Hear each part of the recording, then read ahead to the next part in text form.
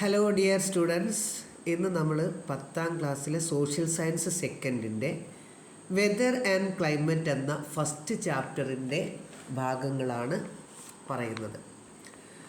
അപ്പോൾ first topic weather.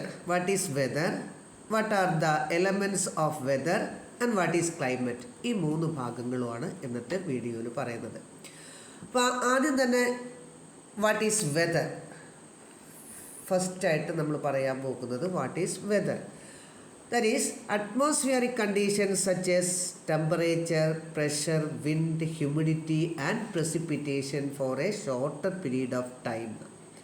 അതായത് ഒരു നിശ്ചിത പ്രദേശത്ത് ഹ്രസ്വ കാലയളവിൽ എന്ന് പറഞ്ഞാൽ ചുരുങ്ങിയ ഒരു കാലയളവിൽ അനുഭവപ്പെടുന്ന താപനില, അന്തരീക്ഷ മർദ്ദം, കാറ്റുകൾ, ആർദ്രത എന്ന് പറഞ്ഞാൽ water content in the atmosphere ആണ്. അതായത് അന്തരീക്ഷത്തിൽ തങ്ങി നിൽക്കുന്ന ജലാംശത്തിൻ്റെ അളവാണ്. അതേപോലെ വർഷണം, ഈ മേഘങ്ങൾ, മഴ, മഞ്ഞ് തുടങ്ങിയ സാഹചര്യങ്ങളെയാണ് ദിന അന്തരീക്ഷ സ്ഥിതി എന്ന് പറയുന്നത്. ഒരു നിശ്ചിത പ്രദേശത്ത് ഹ്രസ്വ കാലയളവിൽ അനുഭവപ്പെടുന്ന താപനില, മർദ്ദം, കാറ്റ്, ആർദ്രത, വർഷണം തുടങ്ങിയവയാണ്.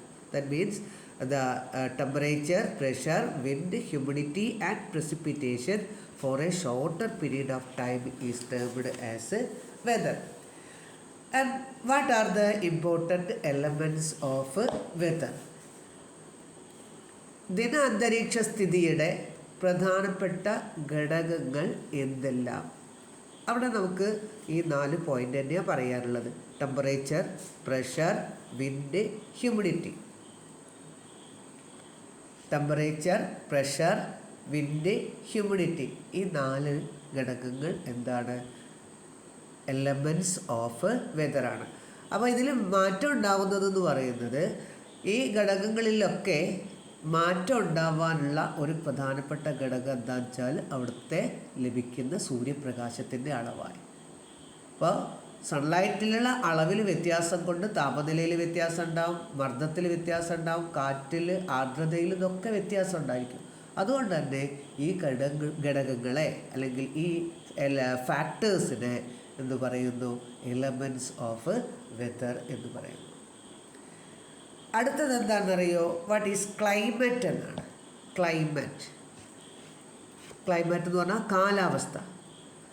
The average weather condition experience for a longer period of time, longer period and over a larger area എന്നാണ്. larger area is termed as climate. ഒരു വിശാല ഭൂപ്രദേശത്ത് ഒരു വളരെ ഇപ്പോൾ ഒരു രാജ്യമാവാം, അതല്ലെങ്കിൽ ഒരു കോണ്ടിനെൻ്റ് ആവാം. അങ്ങനെ ഒരു വിശാലമായിട്ടുള്ളൊരു ഭൂപ്രദേശത്ത് ദീർഘകാലമായിട്ട്, അതായത് ലോങ്ങർ പീരീഡിൽ അനുഭവപ്പെടുന്ന വെതർ കണ്ടീഷൻ്റെ ശരാശരിയാണ് എന്ന് പറഞ്ഞാൽ ആവറേജ് വെതർ കണ്ടീഷൻ. അതിനെയാണ് കാലാവസ്ഥ എന്ന് പറയുന്നത്. ഒരു വിശാലമായ ഭൂപ്രദേശത്ത് ദീർഘകാലമായിട്ട് അനുഭവപ്പെടുന്ന ദിനാവസ്ഥ സാഹചര്യങ്ങളുടെ ശരാശരിയെ കാലാവസ്ഥ എന്ന് പറയുന്നു. അപ്പോൾ ഇത് ലോങ്ങർ പീരീഡാണെന്ന് പറഞ്ഞല്ലോ. Over or about 35 to 40 years ആണ് ഇങ്ങനെ ഒരു ദിനാവസ്ഥ. പിന്നെ അതിൻ്റെ ശരാശരി നമ്മൾ അതായത് 35 വർഷത്തിലധികമായിട്ട് ഒരു പ്രദേശത്തെ ദിനാവസ്ഥ ഇങ്ങനെ തന്നെയാണ് നിലനിൽക്കുന്നതെങ്കിൽ അവിടെ നമ്മൾ കാലാവസ്ഥയാണെന്നാണ് പറയുക. അതിനെ കാലാവസ്ഥ എന്നാണ് സൂചിപ്പിക്കുന്നത് കേട്ടോ. 35 മുതൽ 40 വർഷക്കാലത്തെ ദിനാവസ്ഥ സാഹചര്യങ്ങൾ നോക്കിയിട്ട് അവിടുത്തെ കാലാവസ്ഥ നമ്മൾ നിർണ്ണയിക്കുന്നു.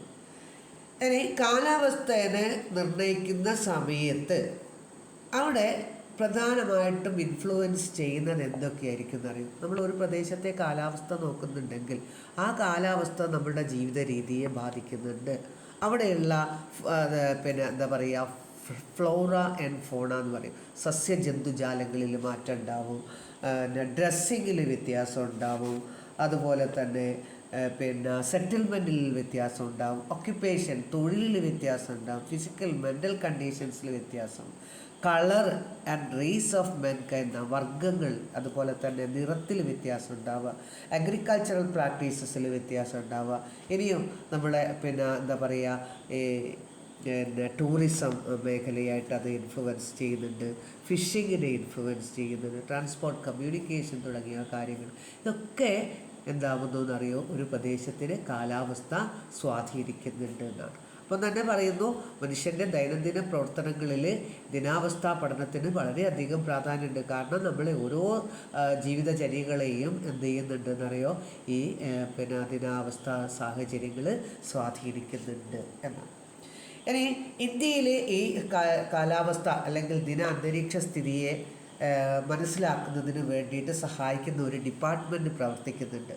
അതിനെ നിരീക്ഷിക്കുന്നതിന് വേണ്ടിയിട്ടുള്ള ഒരു ഡിപ്പാർട്ട്മെൻറ്റ്, അതിൻ്റെ പേരാണ് ഇന്ത്യൻ മെറ്ററോളജിക്കൽ ഡിപ്പാർട്ട്മെൻറ്റ് എന്നാണ്. IMD, ഇന്ത്യൻ മെറ്ററോളജിക്കൽ ഡിപ്പാർട്ട്മെൻറ്റ്, അതായത് ഇന്ത്യൻ കാലാവസ്ഥ നിരീക്ഷണ വകുപ്പ് എന്ന പേരിൽ പ്രവർത്തിക്കുന്ന ഒരു സ്ഥാപനം നമ്മളുടെ രാജ്യത്തിൻ്റെ കാലാവസ്ഥാ നിരീക്ഷണങ്ങൾ, കാലാവസ്ഥാ പ്രവചനം തുടങ്ങിയവയൊക്കെ നടത്തുന്ന ഒരു പ്രധാന ഏജൻസിയാണ്.